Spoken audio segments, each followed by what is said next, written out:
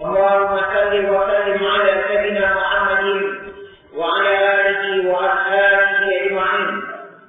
رضيت بالله ربا وبالإسلام دينا وبمحمد نبيا ورسولا. فاغفر الله العظيم الذي لا إله إلا هو الحي القيوم وأتوب إليه. Syukur kita kepada Allah Taala yang limpahan iman dan Islam. Semoga Allah memanjangkan umur di dalam keadaan keafiatan dan taufik dan hidayahnya, dan diambil dengan umur dengan mendapat ampunan dan keridhaan. Amin ya rabbal alamin. Dan alhamdulillah kembali lagi dalam pengajian tauhid. Dan imam dalam waktu yang lalu sedang kita bicarakan berkenaan mengingat iman. Di dalam mengingat iman ini Allah Subhanahu wa Ta'ala menjadikan beberapa perkara itu sebagai mengingatkan bahawa manusia ini akan berakhir dengan kematian. Ada di antara kejadian yang Allah jadikan ialah dengan peningkatan umur dari tahun ke tahun. Itu menandakan seseorang itu makin dekat dengan meninggalkan keluarganya dan sahabat andainya serta segala kesenangan dunia ini. Tiap tahun kita menambah umur, maka menunjuk kita makin hari makin dekat. Ada kejadian lagi Allah Ta'ala jadikan dengan kelemahan-kelemahan yang dalam. Matanya dah mulai kurang awal. Ya, dan kata orang datang kelemahan badan, datang perubahan rambut dan segala macam yang lain. Ada pula yang Allah Ta'ala jadikan pula ialah dengan mana didatangkan penyakit. Sakit-sakit yang datang ini mengingatkan seseorang itu akan berakhir dengan sakit yang akhir, iaitu namanya sakit sakaratul maut. Jadi sebelum dia sampai kepada tahap sakit sakaratul maut, sakit sakaratul maut sakit yang tidak ada ubat. Itu yang Nabi beritahu kepada Nabi, semua sakit ada ubat kecuali sakit maut. Ada hadis yang ada, semua sakit ada ubat kecuali sakit tua. Makna sakit tua, sakit yang membawa kepada sakit sakaratul maut. Ya, jadi dalam makna mengatakan soal sakit ini, ya, kita disiapkan rokat malam ini kita tema.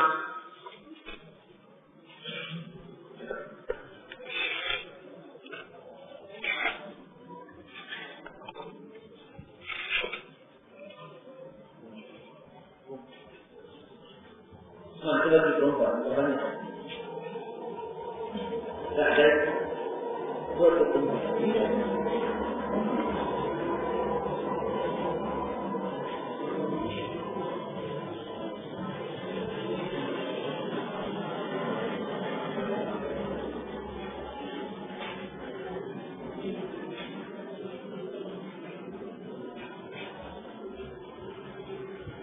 Syekhuddin.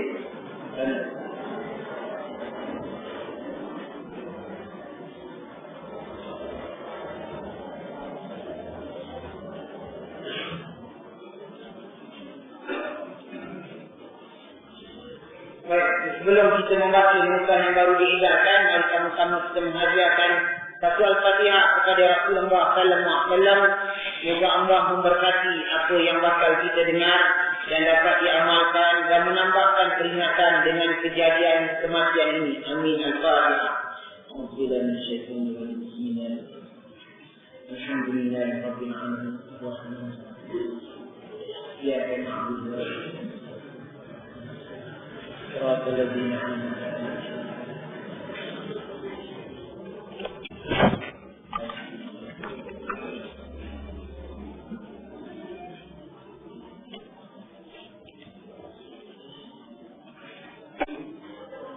Bismillahirrahmanirrahim.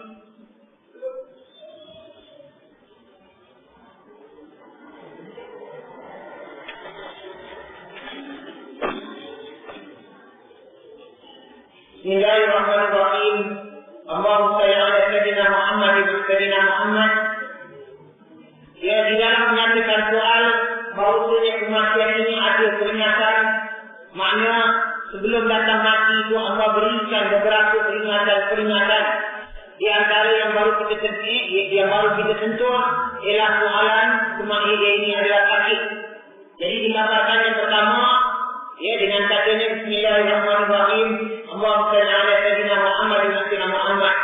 Afdal bertaubat bagi mereka yang sakit atau uzur.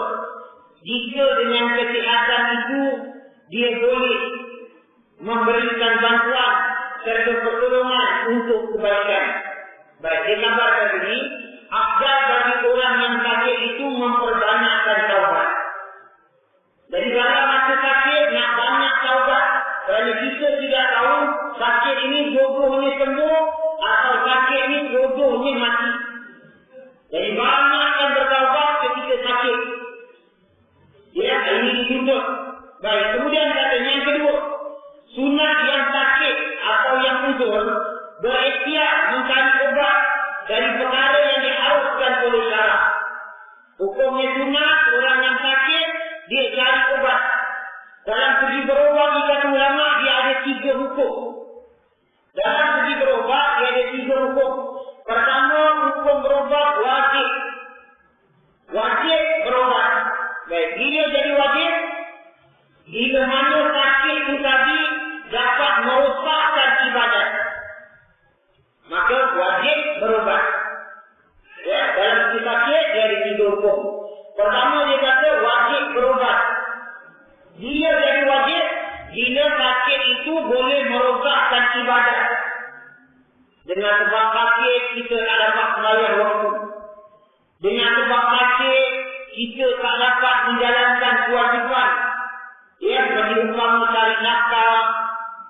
Ya, dengan sebab sakit kita tak dapat pergi belajar agama. Maka wajib dia berobat. Dia tak boleh kata, saya tak nak ubat sekarang, saya nak biarkan sakit saya, selagi mana saya nak, saya biarkan. Bila saya rasa saya nak berobat, saya berobat. Tak boleh ke betul. Sekarang sakit awak boleh berobat ibadat. Masa hari ini sakit. Awak boleh semayang tak? Kalau dia kata saya boleh semayang, boleh sampai wajib berobat. Baik. Yang kedua, sunat berobat. Sunat berobat, bila sunat berobat, jika sakit itu boleh menurunkan taatnya kepada Allah. Jika sakit itu boleh menurunkan taatnya kepada Allah. Sakit itu boleh menurunkan taat. Contoh, kalau misal kata dia biasa baca Quran, tiba-tiba hukum baca Quran sunat. Dengan sebab dia sakit tak dapat baca Quran, dah turun ibadat Quran tak ada. Bila dia sakit dia tak dapat zikir. Bila sakit dia tak dapat banyak doa. Bila sakit dia tak dapat datang pergi masjid. Jadi ibadatnya turun. Kalau ibadat yang menurun dengan sebab sakit, sedangkan ibadat yang turun itu ibadat sunat, maka sunat dia berubah. Ya, dia tak ada. Dia sunat. Dia kata, Ustaz, saya tak baca Quran tapi semayang saya buat. Saya kan tak dosa. Jadi kalau saya nak berobat, boleh. Sebab baca Quran itu sunat. Jadi hukumnya pergi berobat ke sunat. Yang ketiga, harus berobat. Baik, harus berobat ini hanyalah bagi para nabi-nabi dan rasul-rasul serta wali-wali. Hukum harus berobat. Bila harus berobat, bagi para nabi-nabi, para rasul-rasul, para wali-wali. Jadi 3 golongan, mereka kalau sakit, pada mereka tak wajib berobat, tak sunat berobat, harus berobat. Jadi sebab itu dikatakan, kalau kita dengar bersama ada Rasulullah SAW sakit, Nabi kena sakit demam, tapi Nabi tak cari obat. Awak nak ikut Nabi. Oh, saya nak ikut Nabi, saya sakit, saya tak nak berobat. Tak boleh. Kenapa? Harus berobat ni hanya pada 3 golongan tadi. Para Rasul, para Nabi, para wali. Sebab bagi mereka, walau dia sakit, mereka punya taat tetap. Walau dia menderita sakit, dia punya ibadat tetap. Turun tak ada, menaik ada. Contoh Nabi Yaakob sakit, ya, tetap dengan ketaatan. Contoh Nabi Muhammad sakit, tetap dalam keadaan ketaatan. Tak ada menurut.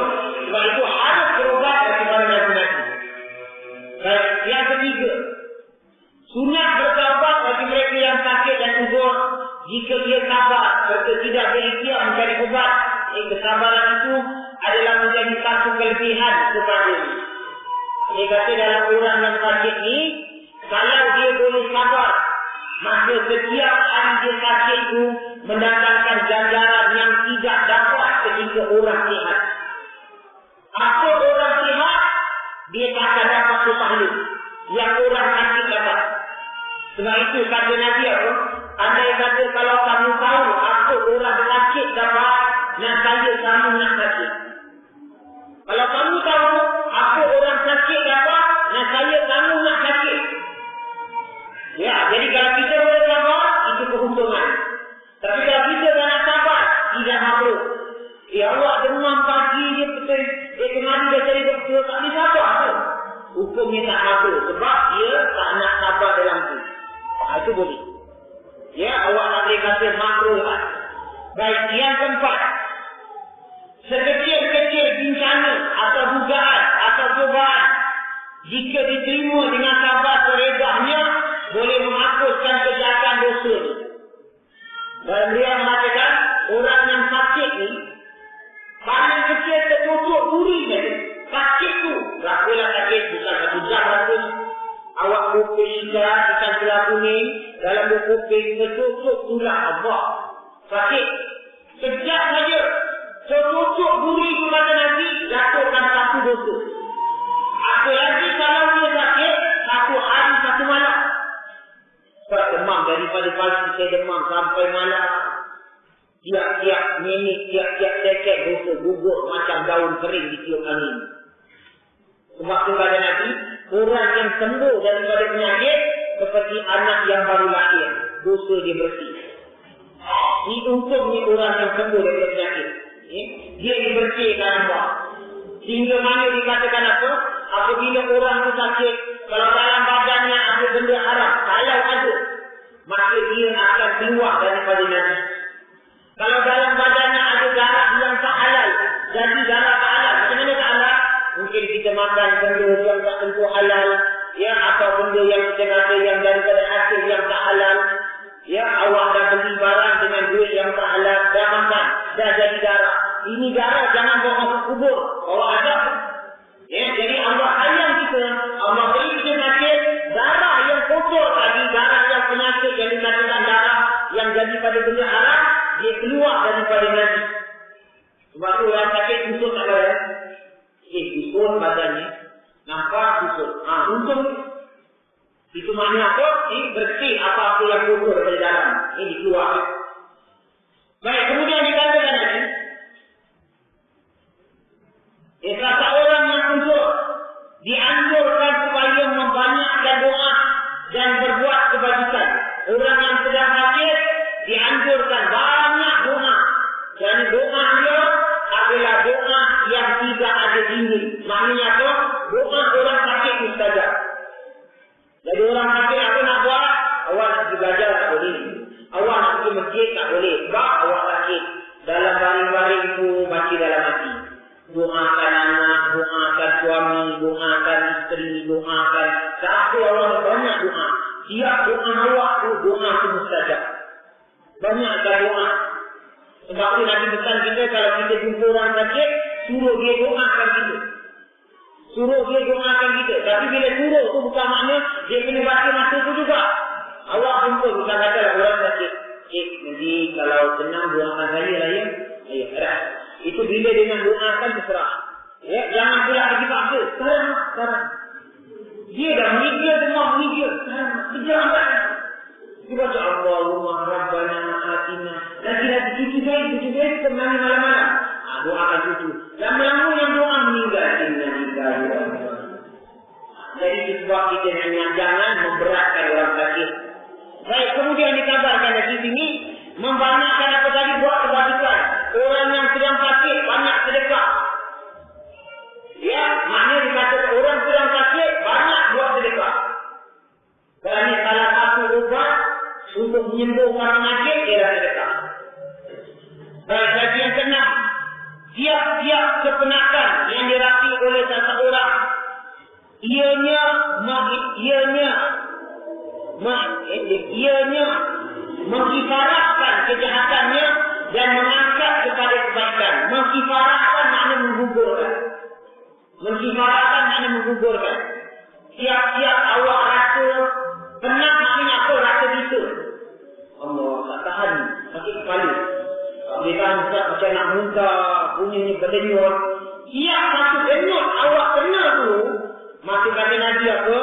Dia mengangkat darjat kita besok di akhirat. Tiap satu denyut, tiap satu sakit kita, sakit gigi, sakit mata, apa dah. Sebab besok apabila besok di padang mahsyar, ada di antara umat-umat Islam ni yang dapat istimewa tempat ni. Dapat contoh yang tinggi-tinggi. Apabila ditanya apa sebab kamu dapat di tempat yang tinggi? Dia kata aku pun tak tahu. Sedangkan nak kata dia orang wali, tidak. Nak kata dia Nabi, jauh sekali. Nak kata dia syahid, tidak. Nak kata dia salikin pun tidak.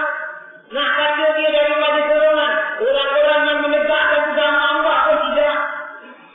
Tetapi apa kata Nabi? Dia lalu di padang mahsyar, wajahnya terang menerang, lebih terang pada matahari. Ditanya siapa ni? Inilah orang-orang yang selalu hamba uji dengan sakit. Dekat dunia hamba uji dengan sakit, dengan susah. Jadi dia dah kena banyak kita, dia dah kena banyak kata orang berdenyut ni apa baik dia kena banyak sangat. Maka untung ni. Dia untung. Sebab tu kita kadang-kadang ada orang kata, kau ni tak habis-habis penyakit. Tak habis-habis penyakit kau ni. Jangan banyak dosa dah kau ni. Lah kita kata orang tu banyak dosa. Kita lupa orang sakit dosa bersih. Orang sakit darjat naik bukan pasal sakit dia banyak dosa. Dalam kita kalau kata apa? Orang beriman sakit itu satu kemuliaan. Orang kafir sakit itu satu kehinaan. Yang pula orang dengan kemuliaan tadi, itu ada orang kafir sakit. Nah, itu punya dosa semua gugur habis.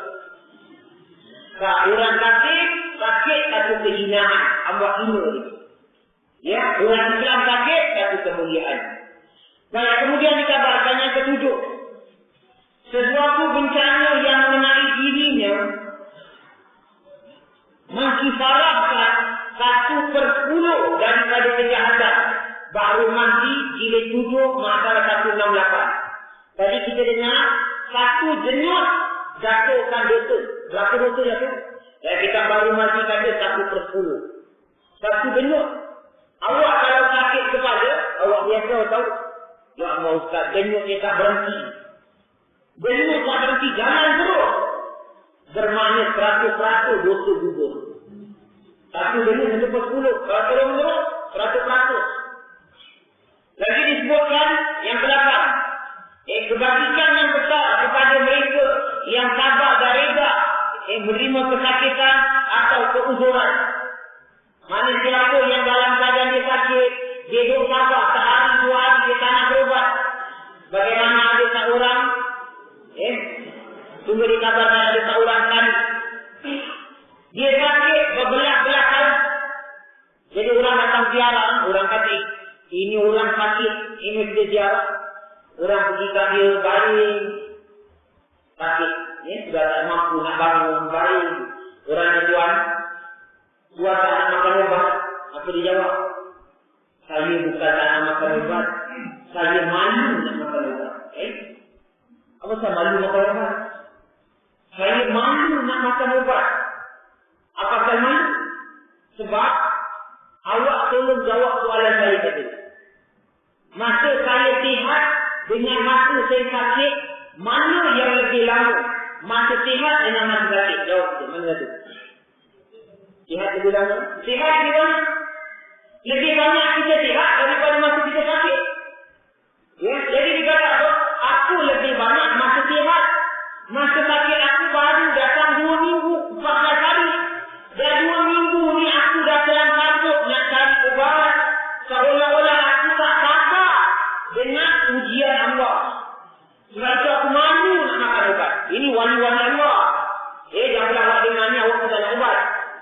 Sampai 3 bulan tak nak ubat, tak pergi kerja. Makan batuk, tak nak Panadol, tak nak semua tak nak. Saya malu. Habis kerja kita buang. Tak boleh lah. Makna orang ni kita kata orang dulu ni dia makna tak ada tanggungan. Jadi kalau dia sakit, dia tak nak berobat, dia tak ada tanggungan. Kita tak semua pura ada kerja. Awak tak ada MC, awak faham, awak kena buang. Jadi masalah itu awak kena dah berobat. Dan kemudian dikatakan lagi, cuma masalah dia ubat tu saya nak ingatkan. Kadang-kadang bila kita pergi berobat dengan doktor, biasa doktor akan beri kita satu ubat yang dia kata walau dah baik pun kena kasih habis. Apa? Antibiotik. Baik. Bila antibiotik dia kasih, selalu yang dalam bentuk peluru. Faham? Yang dalam bentuk peluru tu, hati-hati. Kerana ada antibiotik, saya tak dapat semua.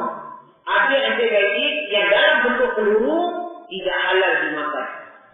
Dia peluru tu, sampel peluru tu dibuat daripada gelatin binatang.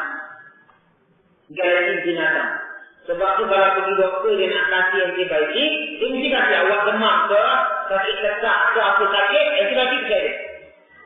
Maka dia suruh awak makan antibiotik. Awak beritahu dia, awak nak antibiotik dalam tablet. Dalam bentuk pil. Kalau awak minta dalam bentuk pil dia beri. Tapi kalau kita tak dapat, masuk bilik, dia periksa kita, dia ambil termometer, ambil apa, baik keluar, atau antibiotik dalam peluru. Kebanyakan dia daripada gelatin. Jadi hati-hati bila apa-apa. Itu masalah tak halal. Sebab saya tahu ni pun daripada doktor-doktor Islam kita. Doktor-doktor Islam kita banyak kat Singapura. Yang ada belajar dengan kita. Dia kata, Ustaz kalau pergi doktor mana-mana, Ustaz tolong ingat ini antibiotik kebanyakan tak halal. Minta dalam tablet. Kebanyakan, bukan semua. Tapi dalam tablet insya-Allah. Ini antibiotik. Sebab itu saya ingatkan, kalau dapat kita antibiotik dalam badan ni, dia mesti ada. Untuk lawan hama. Dalam badan kita ada kuman jahat. Ini kuman jahat mesti ada. Dia nak lawan kuman yang masuk. Jadi antibiotik body ni, dia selalu keluarkan antibiotik. Bila kita makan sebagainya, dia keluarkan antibiotik. Bila antibiotik ni sudah tak keluar, itu sebab awak kena sakit. Sebab ni kita kena sakit lah, sama ada demam ke, darah ke, apa baik ke sakit, ada tak. Sebab body punya antibiotik dah tak kuat. Sebab tu doktor pakai antibiotik masuk untuk kuatkan antibiotik dalam badan.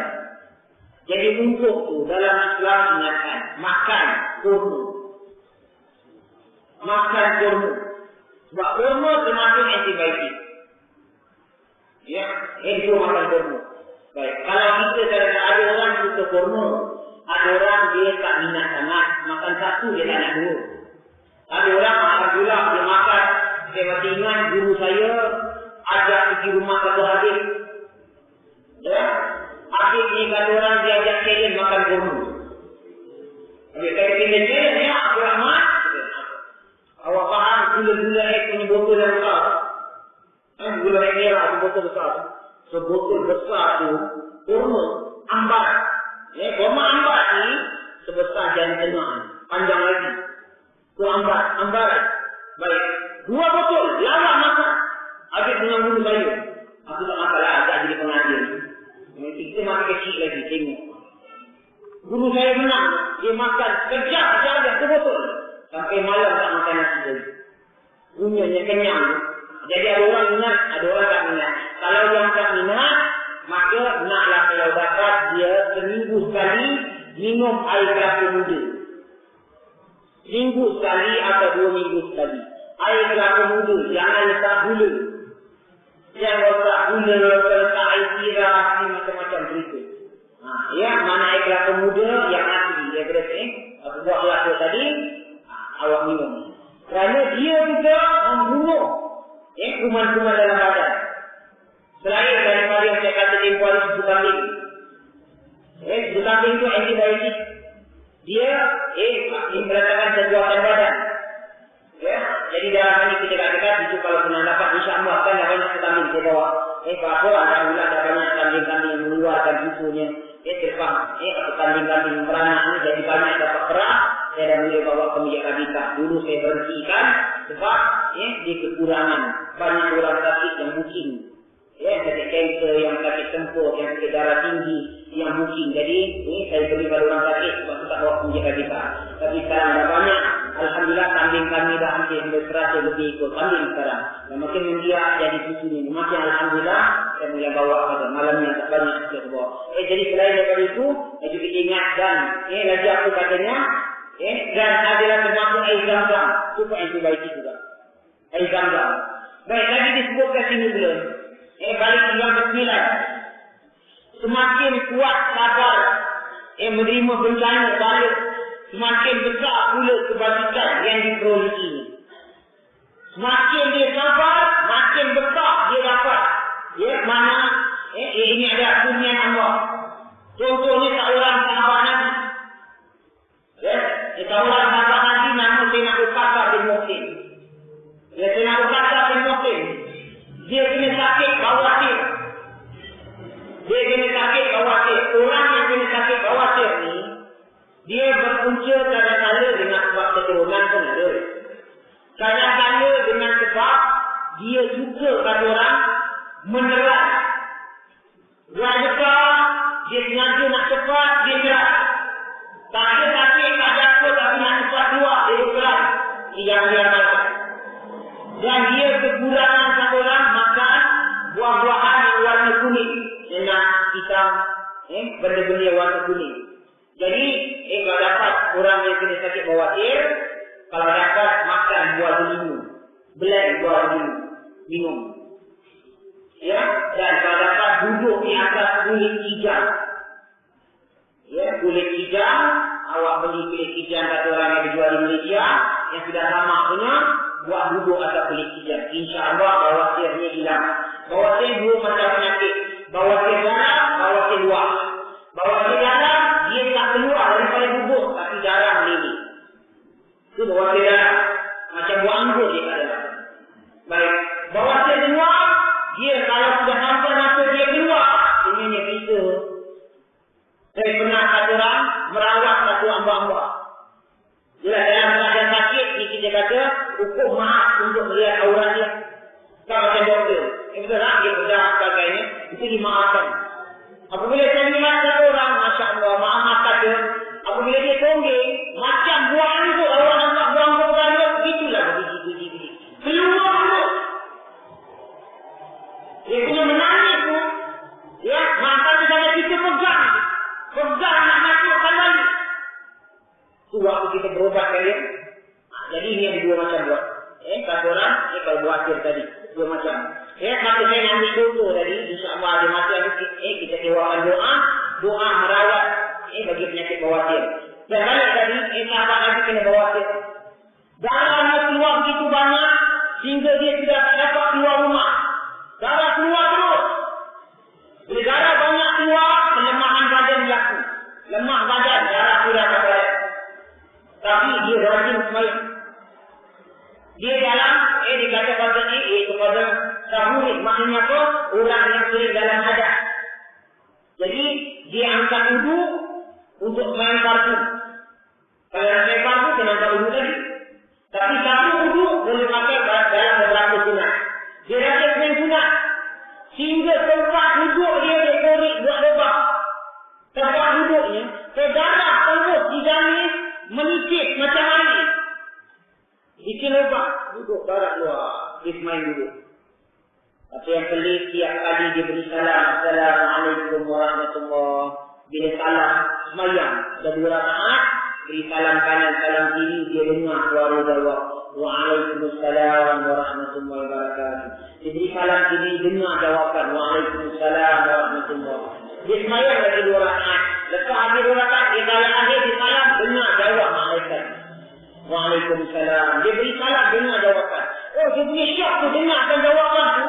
Bahagia jawapan malaikat dengan suara yang sangat dia sedap. Terus semayang.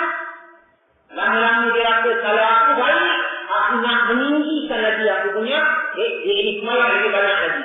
Dia jumpa Rasulullah SAW. Dia kata, ya Rasulullah, saya sakit tak ketahan lagi. Saya nak ibadat lagi, tapi tak kedaya, darah banyak keluar, saya lemah. Boleh tak ya Rasulullah, saya minta tolong doakan dia sembuh. Ya, kerana setiap kali saya beri salam, saya dengar jawapan. Itu jawapan malaikat. Kalau itu ya Rasulullah, sembuh, doakan saya sembuh, saya nak banyak semayang, agar saya dapat dengar jawapan salam malaikat. Kata lagi betul, dia sembuh. Nanti doakan. Masa itu juga dengan rahmat, ini rahmat Allah, sahabat Nabi ini, dia balik dari penyakit. Balik penyakitnya dia balik, segetar-getar, dan nak semayang. Angkat duduk, semedo rasa, saya berdiri sekarang. Akhir dia balik, akhir dia balik. Assalamualaikum warahmatullahi wabarakatuh. Senang. Tak jawab. Assalamualaikum warahmatullahi wabarakatuh. Tak jawab. Dia banyak lagi, dia merasa. Beri salah, tak jawab. Keluar dia bertemu Rasulullah di masjid. Dia kata, ya Rasulullah, itu hari kalau saya semayang duduk, walau saya duduk, saya beri salam, malaikat jawab. Tapi bila saya dah sembuh, ni saya balik saya semayang, dua kali semayang, tak dia jawab malaikat. Aku kata, ya Rasulullah, jawab Rasulullah SAW, wahai Muslim, dulu kau ibadat tak serupa orang. Mana tak seperti orang sihat. Engkau ibadat dalam kewaliaan, dalam penderitaan. Tapi dalam penderitaan kau buat semayang, malaikat kejar dengan kau. Sehingga malaikat bunyikan suara mereka untuk kau dengar bagi menjawab salam kau.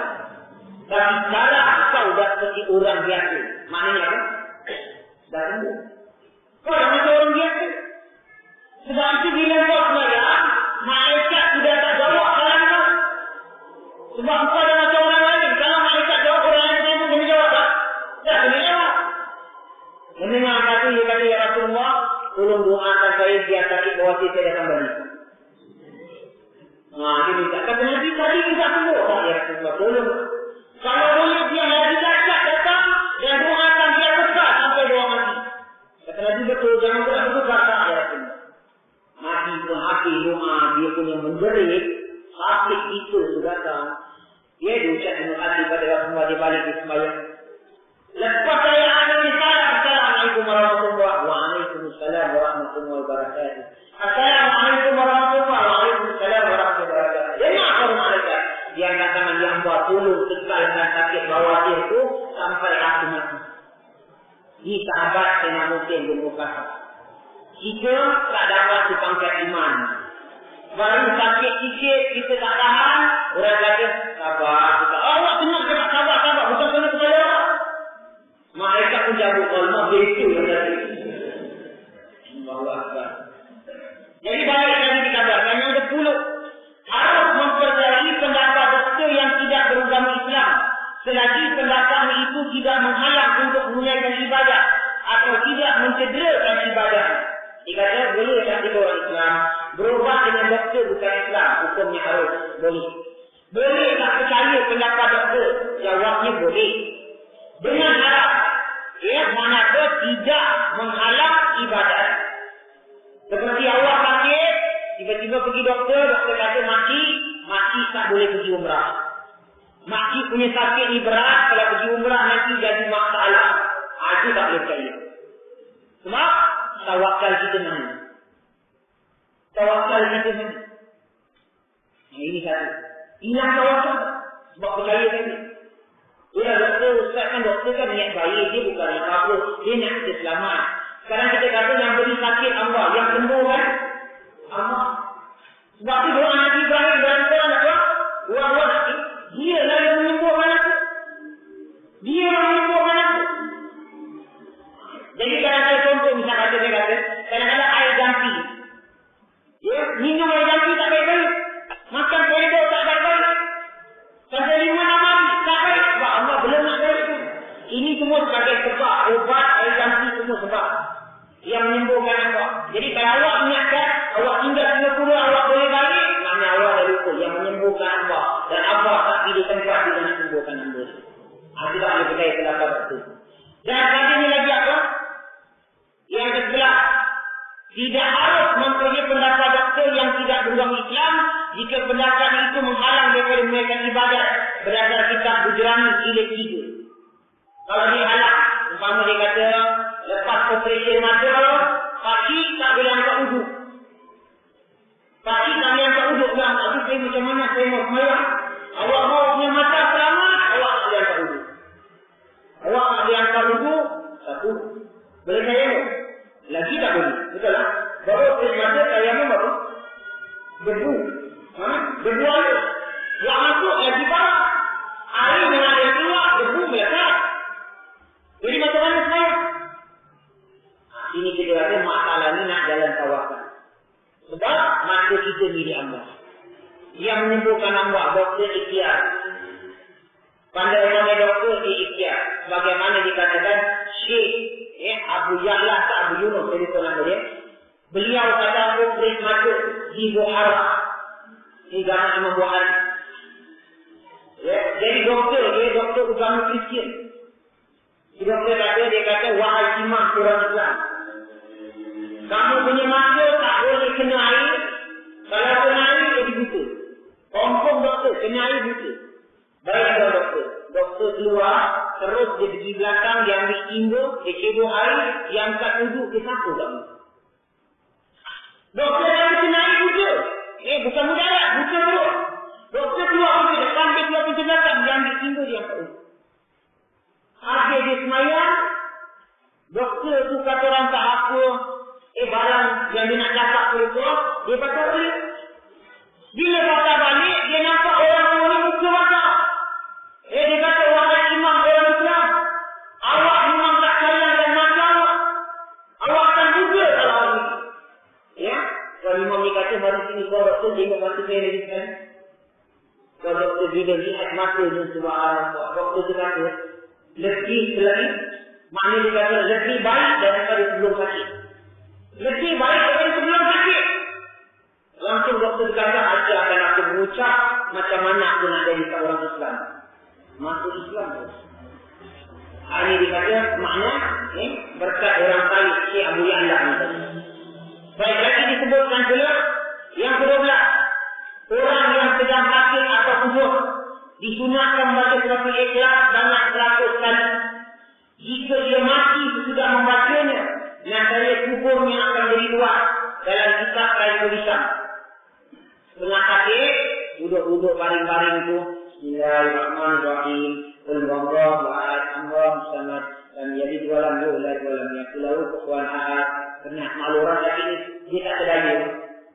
Ya, nak baca tak boleh, nak cakap tak boleh, nak bangun tak boleh. Apa yang dia daya? Tengok TV. Kadang-kadang tengok TV pun tak daya. Awak jumpa orang kata macam ni. Nak makan, nak ekor, nak mertabak, nak tahu goreng, tak ada selera pagi. Nak digoreng dengan pedas, tak boleh. Macam nak muntah. Nak hati berani, nak duit, tak buat bangkal. Duit pula tak buat bangkal. Lari semua tak nak. Inilah orang sakit. Balik. Patut nak duit. Tak ada kita jumpa orang sakit, dia tak nak duit. Ya, dan pada ni apa-apa tulisan. Ya, jadi kita katakan, kalau dia baca sekali dia pernah aktif, awak lihat, agak 10 minit berlalu, 20 minit berlalu, sekali. Qul huwallahu ahad, Allahu samad, lam yalid wa lam yulad wa lam yakul lahu kufuwan ahad. Pasti lagi. Satu hari itu, dalam satu hari itu 100 kali. Lain fikir awak tak baca, baca keluar. Andai kata, ni andaian. Andai kata, kalau dia mati hari itu, kuburnya Allah luaskan. Dia tidak kena hentikan kubur. Tapi jangan pula ada sakit, mati ni takut. Jangan mati kan. Tolong Allah, jangan mati. Tak jadi.